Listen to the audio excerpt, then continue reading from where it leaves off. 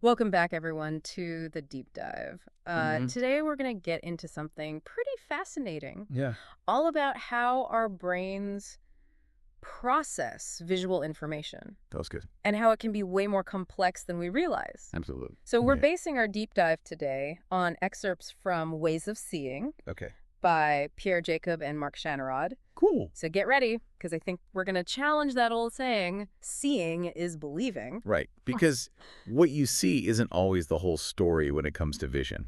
Yeah, there's a lot going on under the hood that we're not aware of. It's true. What really gets me about this book is how it digs into the fact that our brains aren't just like these, simple recording devices. Right. They're actively interpreting the visual world Right. and like constructing our reality in a way that sometimes it seems to defy logic Yeah. and even our own conscious awareness. Yeah, it's kind of wild. I gotta admit, when I was reading this book, like the stuff about dual visual processing blew my mind a little bit. Oh, yeah, for sure. Like, did you know that our brains actually have two separate pathways for processing visual information? I did know that. Yeah. Okay, so you're already ahead of the game. Dang. Well, for our listeners who haven't heard of this one pathway is for perception, Right. figuring out what we're looking at. Right. And then the other is for action. Right. So it guides how we interact with what we see. And that's what's so cool, that they can operate independently. Yeah, that was the part that I had trouble wrapping my head around. So, Mhm. like, what we consciously perceive Uh-huh. could be totally different from the visual information our brain is using to, you know, tell our body how to react to something. Yeah. Like, to put it in, like, real world terms, like, I could completely misjudge the size of something, Right. but still be able to, like, reach out and grab it perfectly. Huh. Doesn't that seem kind of counterintuitive? It does seem that way, but it's totally true. Yeah. The book even mentions a patient DF who had damage to her ventral pathway. Okay. So that's the one for conscious perception. Right. And she was unable to visually identify shapes or objects. Huh. But guess what? She could still accurately reach out and grasp them. Whoa, wait a minute. So even though she couldn't, like, tell you what shape she was looking at, she Yeah. could still interact with it. Totally. Like, imagine not being able to tell a square from a circle. Oh, wow. But you could still pick up a cup without even thinking about it. Yeah, I guess that makes sense if the pathways are separate. It's wild, right? It really is, and it makes you think about what else is going on in I there heard. that we're just not even aware of. Yeah, it's like this hidden world of processing happening all the time. Yeah, and this whole thing about the pathways operating separately isn't limited to, extreme cases like DF. Right. Yeah. We can actually see this kind of disconnect between what we think we see and what's really going on in our brains Oh, yeah. when we look at optical illusions. Oh, for sure. Yeah, those classic ones that make you just question everything you thought you knew about reality. Yeah, exactly. Like, what about the one with the two circles? Uh-huh. And they're surrounded by, different size circles. Right, the Titchener circles illusion. Yeah, that's the one. Yeah, so that one messes with our conscious perception, Yeah. making us think that the center circles are different sizes. Right, because they're not. Exactly. But here's the thing. Okay. Our visuomotor system, the one that's, controlling our actions, often isn't fooled by it. Wait, really? Yeah. So, like, if I were to reach out and try to grab those circles, Yeah. my hand would still go to the right spot. Yeah, your movements would be totally accurate even though your brain is telling you that the circles are different sizes. So my brain is lying to me.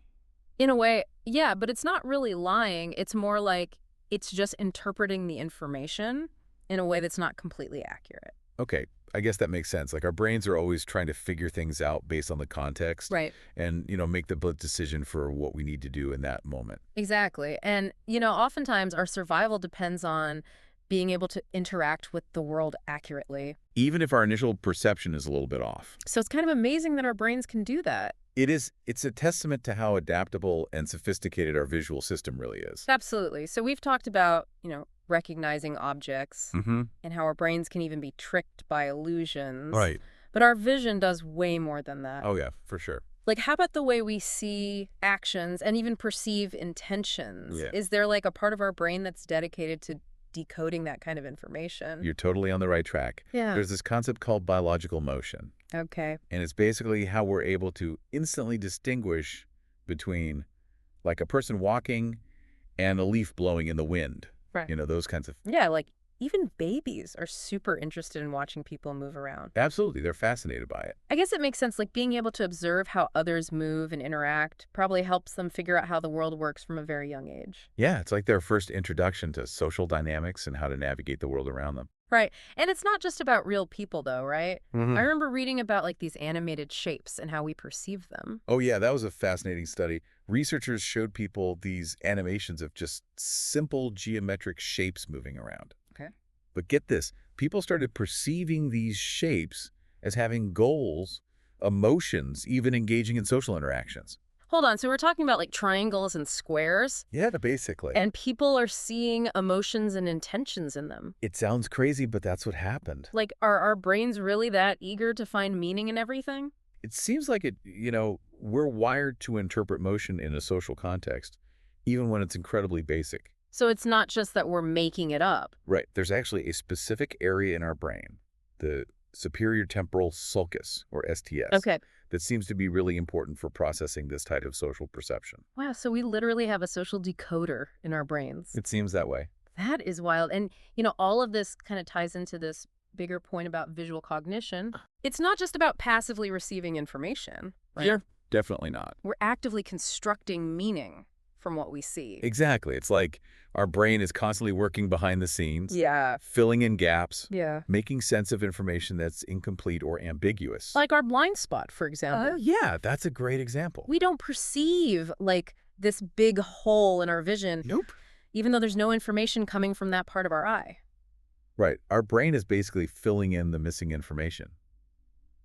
Okay, but how? Well, it uses the surrounding context. So it's like our brain is saying, well, there should be something there Exactly. based on what I'm seeing around it, so I'm just going to create it. Yeah, it's like our brain is a master at making educated guesses and creating a seamless visual experience. That is wild. I never really thought about it that way before. It's amazing, isn't it? It really is like this fundamental part of how we see the world is happening without us even realizing it. And that's just the tip of the iceberg. I, There are so many other ways our brains construct our visual reality. It makes you wonder what other tricks our brains are playing on us. It really does, and that's exactly what the authors of Ways of Seeing dive into next. Okay, so what are we going to explore in part 2 of our deep dive? Well, they really challenge this idea that what we see always translates into a true belief. Okay, so seeing something doesn't necessarily mean it's an accurate reflection of reality. Exactly, and that's where things get really interesting. Well, I'm already hooked, so don't go anywhere, everyone. We'll be right back with part 2 of our deep dive into Ways of Seeing. Stay tuned. All right, so we're diving back into Ways of Seeing, and this idea that seeing doesn't always equal knowing. Yeah, it's a good point to pick up on, especially after all that talk about illusions and how our brains can be tricked by incomplete information. Exactly. It really makes you question that simple assumption that what we see automatically translates into a true belief about the world, right? Right, so seeing something doesn't necessarily mean it's an accurate reflection of reality. Not necessarily. Okay, so what are the authors suggesting instead? Well, they make this really interesting distinction between something called primary epistemic seeing Okay. and secondary epistemic seeing. Right, break it down for me. What's the difference? So primary epistemic seeing is that direct level of visual knowledge, Mm. like seeing that a lemon is yellow. Okay, so it's like the raw data. Yeah, you got Yeah. to It's basically just registering those basic visual features Okay. without any deeper interpretation. Gotcha. So what about secondary epistemic seeing then? So secondary epistemic seeing is more about inference. Okay. It's when we use those visual cues to figure out things that we can't directly see. Okay, so it's like detective work. Yeah, yeah. Using what we do see to figure out something that's hidden. Precisely, like you see someone's footprints in the sand leading towards the ocean. Right. You don't actually see the person, Right. but you can infer that someone walked there recently. Yeah, based on the evidence of the footprints. Exactly, and that's a perfect example of secondary epistemic seeing. Okay, I'm with you so far. But isn't that where things can get a little messy? Oh yeah, for sure. Because secondary epistemic seeing relies on our previous knowledge and assumptions. Right, and let's face it, those can sometimes be wrong. Oh, totally. Like maybe those footprints were made hours ago, or maybe someone deliberately made a fake trail to trick me. It's like those crime dramas where the detectives get thrown off by misleading clues. Right, exactly. Rough. So even though we're using visual information to, try to figure things out, Yeah, those conclusions, those beliefs aren't always guaranteed to be true. absolutely. That's the whole point the authors are making. we can misinterpret visual cues. Yeah. We can jump to conclusions based on incomplete information. Right. We can even be completely fooled by illusions. It's humbling. Yeah, it is. Like, we think our vision is so reliable, Right. but it's not. It's not infallible. You're right. And it really makes you wonder about things like eyewitness testimony. Oh, yeah, absolutely. And how easily our perception can be manipulated. Right. Like our brains are constantly filling in the gaps and making assumptions based on what we see. But I guess this constructive nature of vision, Uh-huh. even though it can lead to errors, it's also what makes it so powerful, right? Exactly. It Yeah. allows us to navigate a really complex world. Yeah, Even when we only have like limited or ambiguous information. right. Like, we're constantly making predictions and inferences based on what we see, Uh-huh. and most of the time we get it right. Most of the time. We couldn't function if we had to, like, consciously analyze every single visual detail. Oh my gosh, no, we'd be paralyzed. Right? It would be exhausting. Totally. So it's like our visual system is a master of efficiency, It is. even if it means, sacrificing a little bit of accuracy every now and then. That's a great way to put it. And the book actually gives some really cool examples of how our brains fill in missing information to make a seamless visual experience. Okay, I'm listening. Well, we already talked about the blind spot, right? Right, where our brain just invents the missing part of our visual field. Yeah. Exactly. But Gestalt psychologists, the ones who study how we perceive patterns and wholes, they've demonstrated this filling in thing in so many other ways. Oh, like those optical illusions? Yes, exactly. Where you see shapes that aren't really there. Right, like the Canissa triangle illusion. Oh, like, yeah. We see a bright white triangle, even though there are no actual lines forming that triangle. Oh, it's just implied. Exactly. Our brains are creating those lines Yeah. based on the arrangement of the surrounding shapes. So our brains are like, hey, this pattern suggests there should be a triangle here, so let's just make one. Yeah, basically, our brains are more concerned with creating a complete picture Okay. than with representing reality perfectly. And this filling in thing doesn't just happen with static images either, right? No, you're right. It happens with motion, too. Okay, like what? Have you ever heard of apparent motion?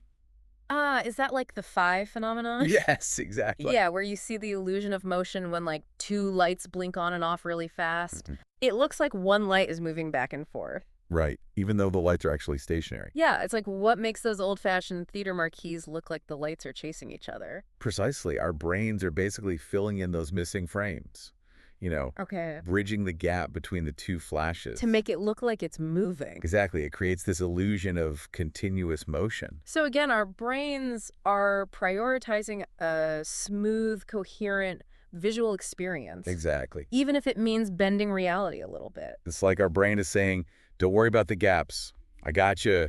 I'll connect the dots and make it all make sense. Right, like our brains are constantly trying to make things make sense. They are. It's a very active process. And this whole idea ties into something the book mentioned about cognitive scientist Jerry Fodor. Oh, yeah. What did he have to say? Well, he argued that visual perception happens in these separate modules, and that these modules are informationally encapsulated. Informationally encapsulated. So what does that mean? Well, I think it means they're like little self-contained processing units. Okay, so like they're operating independently of our broader knowledge and beliefs. Right. So even though we might know that a visual illusion is tricking us, our visual system just keeps processing it like it's real. Yeah, it's like our perception has a mind of its own. Okay, that's kind of creepy. It is a little bit, isn't it? Like our conscious knowledge and beliefs can't always overpower what our visual system is telling us. Sometimes it feels that way, right? Yeah, but if our visual processing is so modular, how does it all eventually come together? Okay, that's a great question, and it kind of leads into this idea that visual experience isn't always about forming, like, concrete beliefs. Okay, so we could have a visual experience that doesn't make us believe anything specific. Yeah, sometimes it's just about the experience of seeing itself. Like just enjoying the view. Exactly. Think about watching a beautiful sunset or looking at a snowflake. Okay. You're not necessarily forming beliefs about those things. Right, it's more about the feeling. Exactly. It's like your visual system is saying, hey, just enjoy the show. I like that. It's a good point, and it makes me think about visual qualia. Oh, yeah, that's a great connection. Here. Visual qualia are those like subjective, qualitative aspects of visual experience. Right, it's that what it's like to see red or to experience depth. Yeah, it's so hard to put into words. Yeah, it's like trying to explain what redness looks like to someone who's been blind their whole life. Exactly. It's a classic philosophical problem. How do you explain those subjective experiences in terms of what's happening in the brain. Yeah, it's one of the biggest mysteries when it comes to understanding consciousness. Totally. And, Ways of Seeing touches on this Yeah. and explores different theories about how visual qualia might arise from the workings of our brains. It's a wild topic, right? It is, but it's what makes this whole thing so fascinating. Yeah, there's still so much we don't understand about how our brains create our visual reality. Absolutely. But one thing the authors really emphasize is the role of attention. Oh, yeah, attention is crucial. Because we're not consciously aware of everything we see at any given moment. Right. Our brains have to pick and choose. Right. They select what's important and focus our attention on that. And that selection process plays a huge role in what we notice, what we remember, and ultimately how we understand the world. So it determines what becomes part of our conscious experience. Yeah. And what just fades into the background. It's like our brain is shining a spotlight on certain things while leaving others in the shadows. That's a great analogy. So what we see isn't just about the information our eyes are taking in. Right. It's about what our brain chooses to focus on. Exactly. And that spotlight isn't fixed either. Okay, so it's constantly shifting. Yeah. Based on our goals, expectations, even our emotions. So our visual experience is this dynamic interplay Yeah. between the incoming information and our internal state. Right. Our brains are constantly evaluating what's relevant and adjusting our focus accordingly. So is this attention process something we have conscious control over? That's a great question. Or is it just happening automatically? It's probably a bit of both, honestly. Okay. There are definitely bottom-up factors at play. Okay, what does that mean? So things like brightness, movement, or novelty, those can automatically grab our attention. Like our brains are wired to notice things that might be dangerous? Exactly. Or things that signal an opportunity, Yeah. something new and interesting. Okay, that makes sense. So that's why it's so hard to ignore a sudden loud noise. Right. Or a flashing light, it just pulls you in. Yeah, even if you're trying to focus on something else. Exactly. But then there are also top-down factors. Okay, so what are those? So top-down factors are things like our goals, our expectations, and our prior knowledge. Okay, so it's like our brain is using what we already know Right. to guide our attention. Exactly. Like if you're looking for your keys, Yeah, your attention is going to be drawn to things that are the same shape and size as keys. even if they're hidden under a bunch of stuff. Precisely. It's like your brain is saying, okay, I know what keys look like, so let's focus on those features. So our brains are pretty smart. They are. They're constantly trying to make our lives easier. Now, they're doing a pretty good job most of the time. Most of the time. This interplay between bottom-up and top-down attention is pretty amazing. It is. It makes attention so dynamic and flexible. Right. It allows us to adjust our focus so quickly based on what's happening around us. Yeah, like you could be reading a book and then suddenly hear someone calling your name and immediately shift your attention. Yeah, or go from admiring a beautiful view to spotting a potential danger. Exactly. It's essential for survival. So our brains are basically juggling all these different streams of information They are. and trying to figure out what's most important at any given moment. It's a nonstop process. It is. Okay, so this has been really helpful, but I have one more question that's been bugging me. Okay, shoot. If our brains are processing all these different features, like color, shape, motion, how do we experience those as belonging to one unified object? You're talking about the binding problem. Is that what it's called? Yeah, it's a classic problem in visual cognition. How do our brains link together all these different features to create a coherent perception?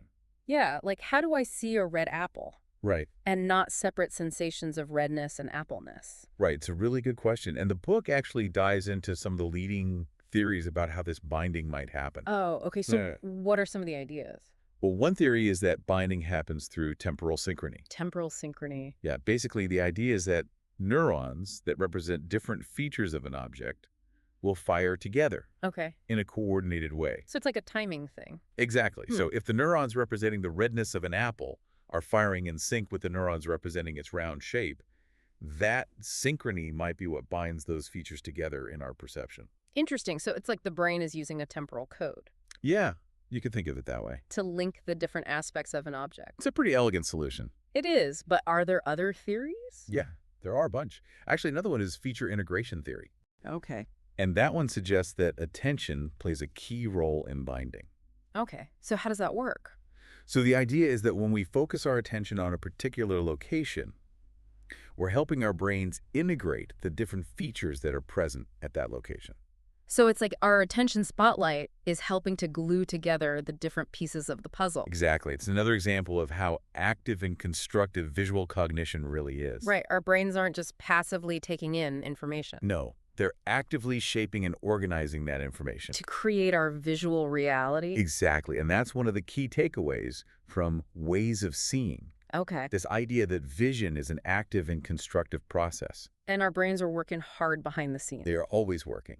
To interpret the information, fill in the gaps, and create a coherent experience. And that experience shapes our actions and our understanding of reality. So it's not just seeing is believing. It's seeing is understanding. Yes. Seeing is acting. Yeah. Seeing is connecting with the world around us. That's a great way to sum it up. And I think it's a good place to stop for now.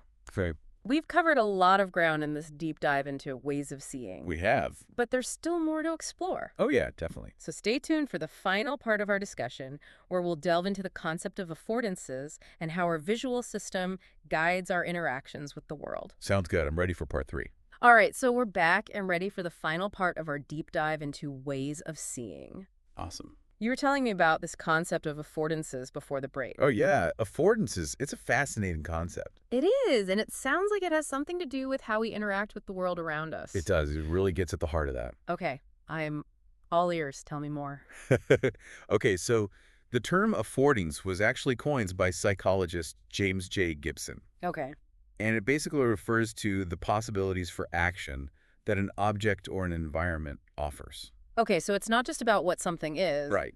but what we can do with it. Exactly. It's about the potential for interaction. Okay, so instead of just seeing a chair as, a bunch of shapes and colors, Right. we're also seeing its sit-on ability. Exactly. Or with a door, you don't just see a rectangular slab. Right. You see its open ability. Okay, I'm starting to get it. So our brains are constantly extracting information Yeah. about how we can interact with things. Right. It's like our visual system is giving us a real-time instruction manual Yeah, for how to interact with the world. that's a great way to put it. So is this where the how pathway comes in? Oh, you're thinking about the dorsal stream. Yeah, the one that's responsible for guiding our actions. Exactly. That's the one. Separate from the what pathway for conscious perception. Right. And it seems to be super important for understanding these affordances. Okay, so it's what allows us to, reach out and grab a cup of coffee. Or navigate a crowded room without bumping into people. Yeah, or even just walk across a room without tripping. Exactly. All those things we take for granted. Yeah, they seem so simple. Yeah, but they actually require a really sophisticated understanding of the relationship between our bodies and the environment. It's true, I never really thought about it that way before. And it makes me think about those videos you see of robots trying to do like simple tasks. Oh yeah. They often struggle with things that seem so effortless to us humans. Right, like picking up an object. Or going up a set of stairs. It's like they haven't quite figured out how to perceive affordances. That's a really interesting point. It's possible that our ability to perceive affordances is a big part of what makes human movement so fluid and adaptable. Right, like we're not just reacting to the environment. No, we're anticipating possibilities for action. And adjusting our movements accordingly. Exactly. And that ability is crucial for our survival. Totally. I can see how, from an evolutionary perspective, being able to quickly figure out what you can do with an object. Right. Like, is it food or a tool or maybe something dangerous? Yeah, that would have been super important for our ancestors. Absolutely. It could mean the difference between life or death. Right. And this ability to perceive affordances isn't limited to just simple objects either. Okay, so what else can we perceive affordances in? Well, the authors suggest that we can also perceive affordances in social interactions. Oh, that's interesting. Yeah. So we're not just seeing the physical characteristics of other people. Right. We're also seeing the possibilities for interacting with them. So like whether someone seems approachable or trustworthy, or maybe someone we should avoid. Exactly. Our brains are amazingly good at picking up on those subtle social cues. Like facial expressions and body language. Yeah, and tone of voice. Right, all those things. It's like our social brains are running their own affordance detection software. That's a brilliant way to put it. It's like we're constantly scanning the social landscape and figuring out how we should interact with others. Based on the possibilities for action. Right, it really highlights how much of our social intelligence is tied to this ability. To read those subtle cues and figure out how others might react to us. Absolutely. It's fascinating. It is, and it shows just how flexible and adaptable our visual system is. Right. It's not just about recognizing objects and scenes, It's about understanding how we fit into the world. both physically and socially. Exactly, and how we can act and interact within that world. This whole deep dive has really changed how I think about vision. I'm glad to hear that. It's so much more than just passively seeing what's in front of us. It really is. It's an active process Definitely. that shapes our understanding of the world and guides our every move. And that brings us back to one of the main points from Ways of Seeing. Okay. This idea that vision is an active and constructive process. Our brains are always working behind the scenes Always. to make sense of everything. Yeah, to interpret the information, Yeah. fill in the gaps, and create a coherent experience. And that experience shapes our actions and our understanding of reality. Precisely. It's not just seeing is believing. It's more like seeing is understanding. Yes. Seeing is acting. Oh, Seeing is connecting I love that. with the world around us. It's a beautiful way to put it. And I think it's a perfect note to end on. Yeah, I think so too. We've covered so much ground in this deep dive into ways of seeing. It's been a wild ride. It has, but it's just a glimpse into the amazing complexity of our visual system. Right. There's always more to learn. And as we wrap up this episode, the authors leave us with a really thought-provoking question. Oh, yeah. What is it? If our visual perception is so constructive and open to interpretation, how can we ever be sure what we're seeing is actually real? That's a great question, and I think it challenges us to be a little more critical of our own perceptions. Yeah, and to recognize that our visual system, while super powerful, definitely has its limits. And it reminds us that there's always more to discover. Right, more to question and more to learn about the mysteries of the human mind. Absolutely. The exploration never ends. So to all our listeners out there, I encourage you to keep exploring this fascinating world of visual cognition. Yeah. Pick up a copy of Ways of Seeing. Check out the latest research. Keep asking questions. Keep wondering, and most importantly, keep diving deep. Until next time.